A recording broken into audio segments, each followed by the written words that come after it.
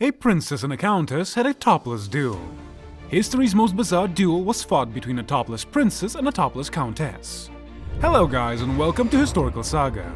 Today we have an exciting video ahead of us where we will be dealing with the duel of a princess and a countess who were topless during the fight. Before moving on, remember to subscribe to our channel Historical Saga. Let's begin. The history of dueling is rife with tragic incidents, such as the duel between Alexander Hamilton and Aaron Burr, where the vice president fatally shot the secretary of the treasury. The topless fight between a princess and a countess, however, was the most surprising of all the matches. The fact that both duelists were females, as well as the seconds they used and the doctor who attended to their injuries, contributed to the title of First Emancipated Duel. Even in the late 19th century, when the topless duel was fought, female sword fights remained rare. Both ladies involved in the 1892 duel were of the highest echelons of Austrian nobility. To resolve a disagreement about floral arrangements, Countess Anastasia Kielmansegg and Princess Pauline von Metternich met with swords. And there was a solid reason why they clashed without their tops. The noblewomen engaged in combat following the Code Duello's strict regulations, and both consented to accept the results. After all, the duel was a part of the women's rights movement in addition to being about floral arrangements. The duel demonstrated that women were capable of doing anything that men could, and that they could do it even topless. A stunning princess given the responsibility of planning a musical and dramatic display, Countess who presided over the ladies' committee for the show.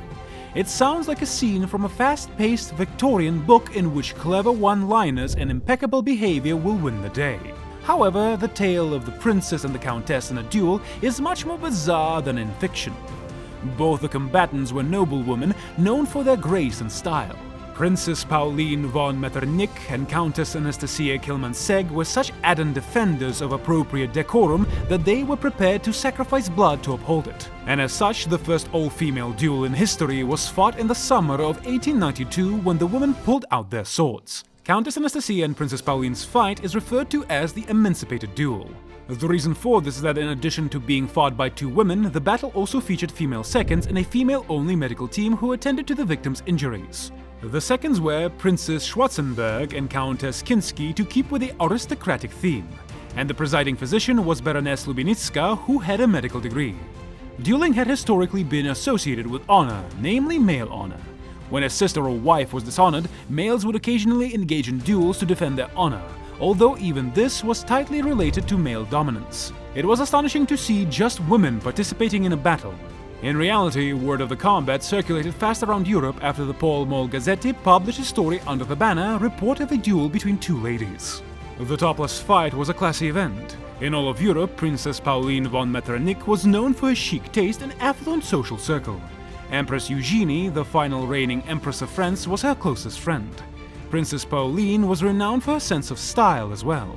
She became wary of the huge crinoline costumes that were in vogue in the 1860s and contributed to their transition by donning a tailored garment with a train. Pauline also popularized the German musician Richard Wagner, launched haute couture, and was rumored to like cigars. Princess Pauline was stylish in everything she did, including her duel. This wasn't your typical street fight involving two ladies trying to tear each other's hair out. The duel was a classic contest that was conducted without hostility or great passion, and both ladies consented to follow the verdict. The Los Angeles Times claimed that the incident even reached other parts of the world, saying it was a real fight and both were wounded. No hair pulling or plain scratching, but a duel with rapiers. While some of the reasons for duels were severe, others were not. Princess Pauline and Countess Anastasia both served on the Vienna Musical and Theatrical Exhibition's board in 1892, and they allegedly differed on the exhibition because floral arrangements were a topic of contention throughout the battle. However, the narrative is most likely all about Eve than a catfight. Princess Pauline was 50 years old by the 1890s, and Countess Anastasia was the newest up-and-coming lady on Vienna's social scene. A British women's magazine described Countess Anastasia as a young woman with ambition who was young enough to be the daughter of her rival, Princess Pauline. In addition, Countess Anastasia has come more to the front than ever and has been most indefatigable, or to use more contemporary terms, Anastasia was taking Pauline's place. All the while, Princess Pauline was grieving the loss of her husband. No surprise the women started fighting. Hey guys, you still here? Do us a quick favor by subscribing to Historical Saga. Let's move on. The rapier was the weapon of choice for the topless duel. Rapiers were designed for fast stabs, As a result, the sides of the blades were nearly edgeless. Rapiers were not fighting weapons. Rapiers are generally thin, light, fast, and well-balanced thrusting swords intended for unarmored single combat, explains weapon expert John Clements. When European courtiers began carrying rapiers in case they needed to engage in a duel or handle a challenge in a back alley in the 1500s, the blade style gained popularity. In reality, the style and the emergence of dueling were related. The noblewomen reportedly believed that they would be ideal for a battle to the first blood, where the goal was to draw blood rather than seriously hurt their opponent. Another noblewoman, Baroness Lubinska, recommended that the women take off their tops while they were getting ready to duel. The Baroness had a medical degree from a Polish institution and was well aware of the risks associated with infection. The Baroness proposed that the Princess and Countess take off their tops for protection because they did not want to fight to the death but rather to first blood. The wound may quickly become infected if the rapiers shoved a piece of filthy fabric into it, but the ladies would be protected if the blade only made contact with bare flesh. The Princess and the Countess ordered their male attendants to leave on the Baroness's command before stripping down to their pants and engaging in combat. To resolve their disagreement, the Princess and the Countess met with rapiers. The topless ladies engaged in a sword battle to a draw in the opening round while their female seconds and Baroness Lubinska looked on.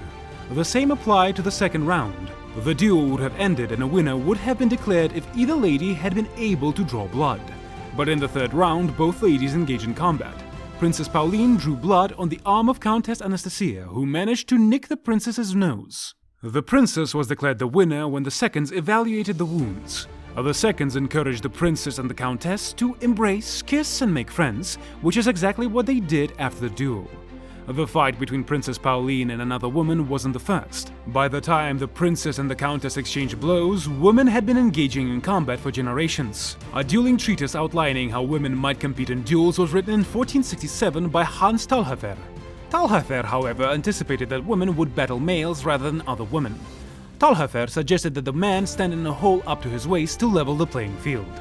The woman was deemed successful if she could pull the man out of the pit.